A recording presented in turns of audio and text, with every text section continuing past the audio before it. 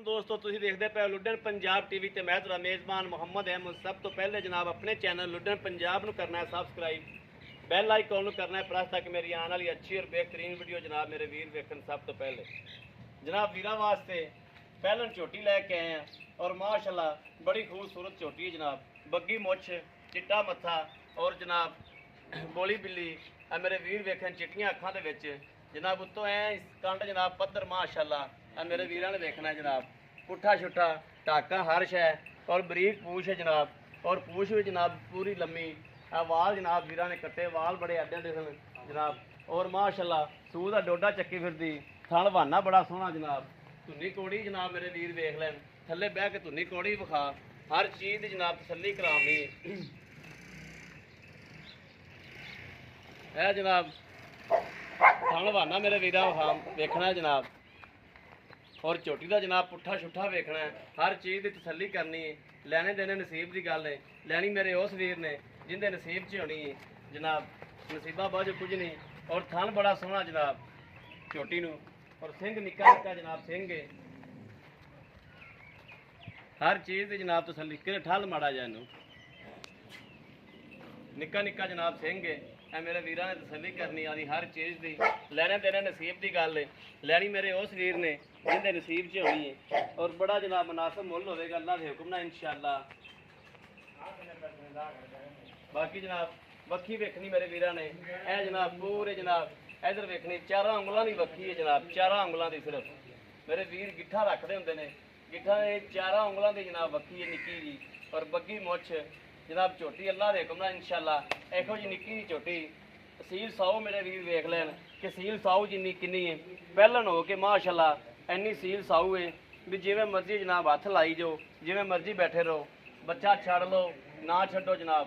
और शहरदारी दे विच अल्लाह के हुक्म नाल इंशाअल्लाह इहो जी झोटी जनाब रखी होवे शहरदारी दे विच। और टोकरी पट्ठियां दी खा के जनाब माशाअल्लाह रजमा दुध देने वाली है। और जनाब इस टाइम जनाब किन्ने दिन होए सूई नूं? चौथा दिहाड़ा हो गया जनाब सूई नूं। ते किन्ना दुध हैगा इस टाइम? तकरीबन 7 किलो ही बच्चे छड़ के 7 किलो दोवां टाइमां दा बच्चे नूं छड्ड के ठीक हो गया। यानी कि 3 साढ़े 3 टाइम दा गल्लां हो ना जिहड़े जैन। बाकी जनाब फेर के टोर के बड़ा विखाओ टोला फेरा मेरे वीरां ने देखना जनाब। हर चीज़ की तसल्ली करनी इंशाअल्लाह। लैने देने नसीब की गल है, लैनी तो उस मेरे वीर ने जिंदे नसीब च होनी।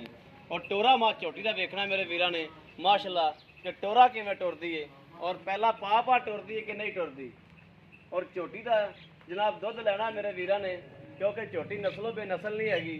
नस्ल की झोटी जनाब बड़ी हल है माशाअल्लाह, बरीक चमड़ी दे विच।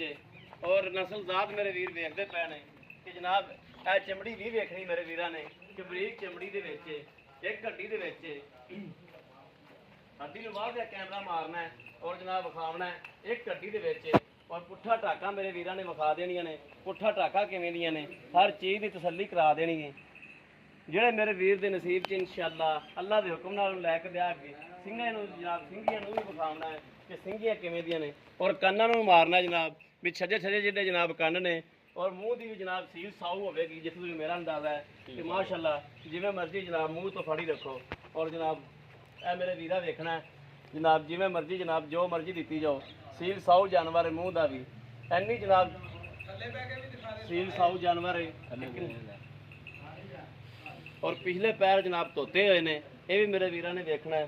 धुनी कौड़ी का जनाब निशानो नामो निशान भी कोई नहीं है। तसल्ली करनी मेरे वीरां ने हर चीज़ की। धुनी कौड़ी तो भी जनाब पा के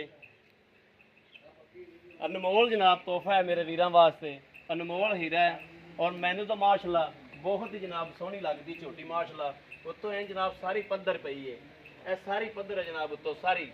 बाकी पुट्ठा टाका मेरे वीरां ने हर चीज़ वेख लिया है, हर चीज़ की तसल्ली कर ली मेरे वीरां ने। लैने देने नसीब की गल है, लैनी मेरे उस वीर ने जिंदे नसीब च होनी है।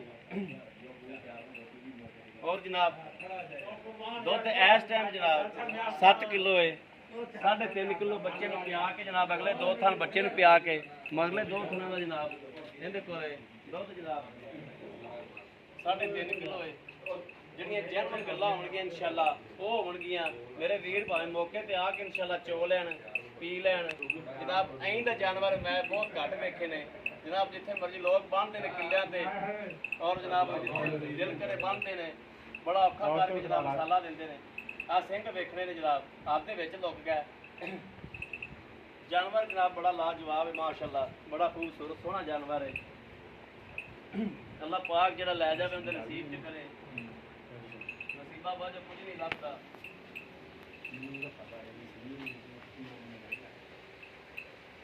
ਇਹ ਆ ਬੱਚਾ ਥੋੜਾ ਲੱਗ ਗਿਆ, ਬੱਚਾ ਬੜਾ ਬੜਾ ਪੋਸ ਉਹਦੇ ਨਾਲ ਕਰ ਗੱਲੇ ਨਾਲ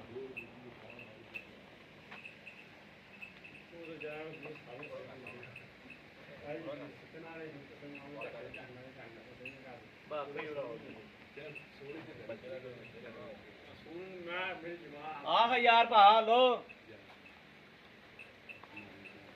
अस्सलाम वालेकुम भाई जी, इधर आओ। की हाल भाई जी? अल्लाह का करम, ठीक ठाक जी। जी भाजी किन्ना कुछ की हिसाब किताब है झोटी दा? किन्ने दिन हो गए सीन जाओ भाई तुसी? बहुत चौथा दिहाड़ा जी।